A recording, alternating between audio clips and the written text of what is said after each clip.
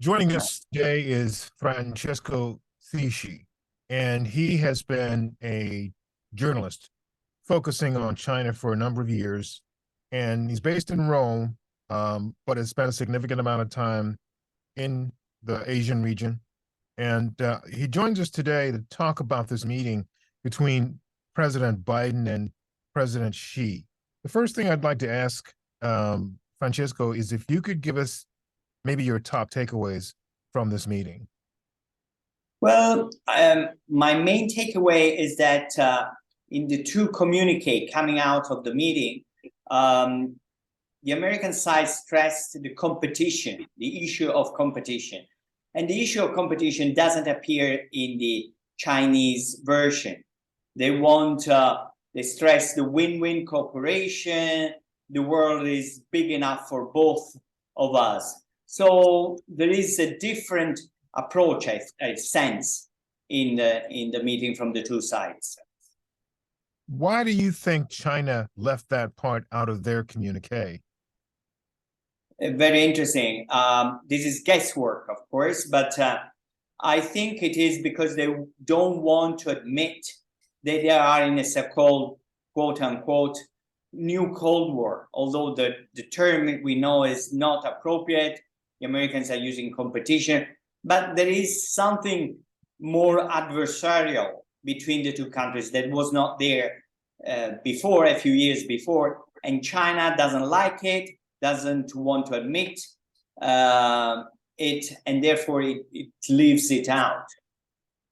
How will this impact the relationship between the two, or the possibility for the U.S. and China to actually make some progress? President Biden said that they want to avoid another Cold War or a new Cold War, this one with China.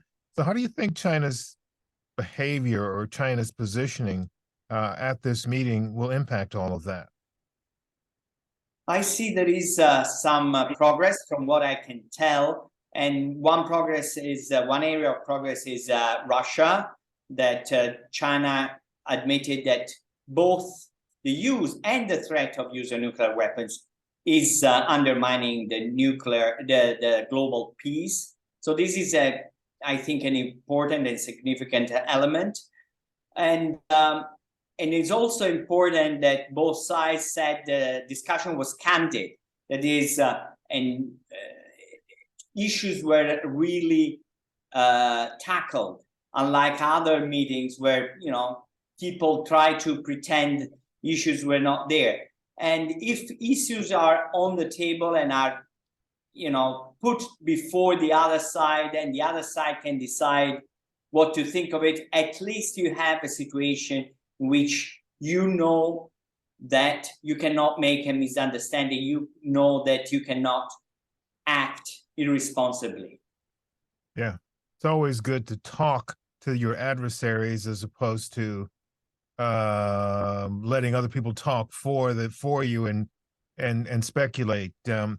So just looking at the significance of this meeting, considering what's been going on between the U.S. and China in the last few years, where do you rank this meeting in terms of its significance? I think it's significant because it stops or may stop somehow the spiral that went on for years now, that the downward spiral that went on for years.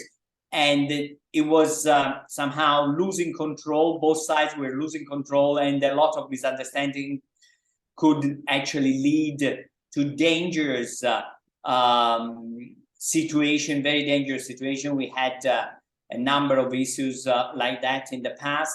I think clarification is important. Even during the Cold War, the traditional Cold War with the USSR, it was important communication between USA and USSR code of conducts, protocols that would clarify to both sides what were the dangers. One of the dangers, speaking of which, that both countries are facing right now is Taiwan.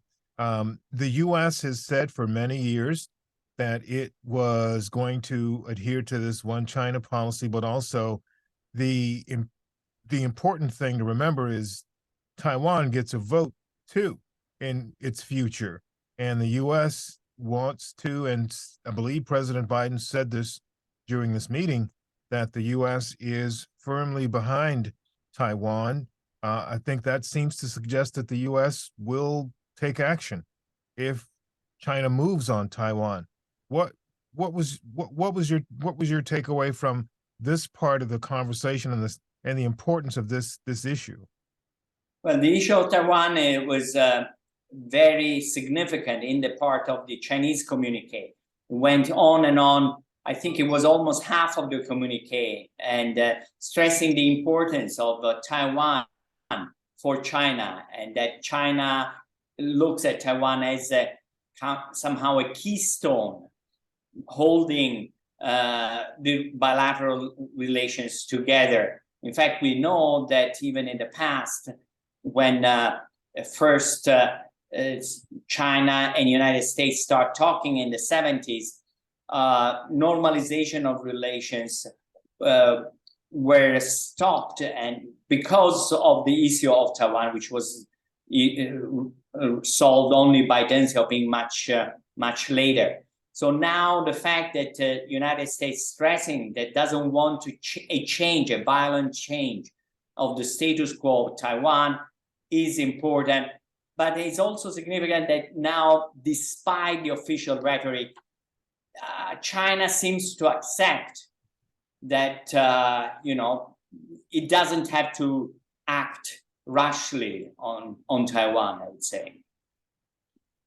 Francesco, another one of China's neighbors, North Korea, has been very active in recent weeks with missiles launched, and there's been talk about a possible test of a nuclear weapon. And North Korea is trying to send a message of some sort to the U.S. and I suppose to the world here. And China is, one of those countries that the U.S. believes North Korea listens to. Do you think North Korea is listening to China right now? Is China even talking to North Korea? Well, definitely China is talking to North Korea. North Korea depends on China for almost all its energy and much of its food stuff. So its security is firmly hinged on China. So it's impossible to think that the two are not talking. However, how much North Korea listens to China, this has been an issue, open to dispute and controversy for many, many years.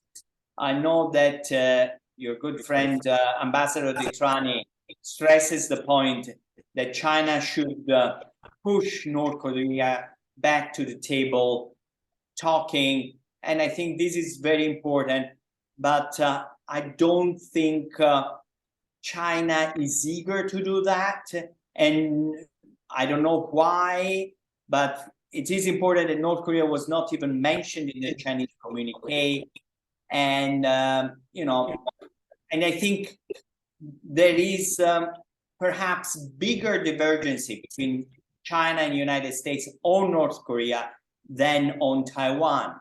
And I think North Korea could be far more dangerous than Taiwan, because on Taiwan, the two countries look to one another directly. On North Korea, it is through a North Korean veil, and this is very murky veil. Yeah, your comments about this being a dangerous situation, it's very clear, and it's palpably dangerous at this point. And the U.S. has said that it may have to put more troops out there on the Korean Peninsula, or certainly in the region, because of North Korea's behavior. But it wants to make sure China knows that it's not doing that because of any of China's intentions regarding Taiwan.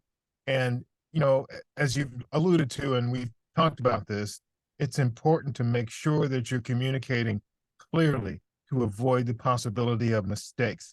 Can you give us a sense of just how critical avoiding mistakes are in communications are? I think it is JJ extremely critical because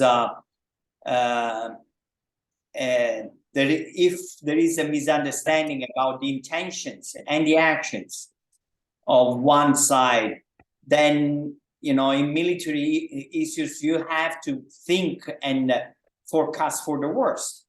And unfortunately on North Korea, unlike on Taiwan, you have a very murky lens. You don't know what North Korea thinks. North Koreans don't want to talk. If they talk in riddles. And this doesn't help. Unlike Taiwan, where Taiwan is totally transparent, we can say, and China and United States are talking directly, and the issues they claim is to one another, but United States says is also about Taiwan. Here, both sides agree that you have to talk to North Korea, but North Korea doesn't talk. So this is a recipe for disaster. Yeah. So last thing I'll ask you, Francesco, is what's your headline for this meeting between the two leaders today? I would say that from now on, we are, if we don't want to use Cold War because it's too controversial, too nasty, we are in competition, China, US, China competition #1. And this is not just bilateral, involves the whole world. The whole world will be called in to this, and there will be area, hopefully there will be more areas for cooperation and talks, but let's not hide behind a finger. There will be a lot of areas also real competition. That's very diplomatic of you to say, but the bottom line on it is, if the U.S. and China don't get this right, there could be some big problems for not just those two countries, but for the whole world, right? Absolutely, absolutely. And this is not just a bilateral issue, I would say, JJ, because sometimes people forget that, United States, I'm talking as Italian, talks as a country, as United States, but also for an order, a global order to which many countries, let's not say all, many countries abide to and really want this American order. The issue with China is not just about the United States or whatever the United States may think of China, but there are issues with Japan and China, Vietnam and China, Indonesia and China, India and China.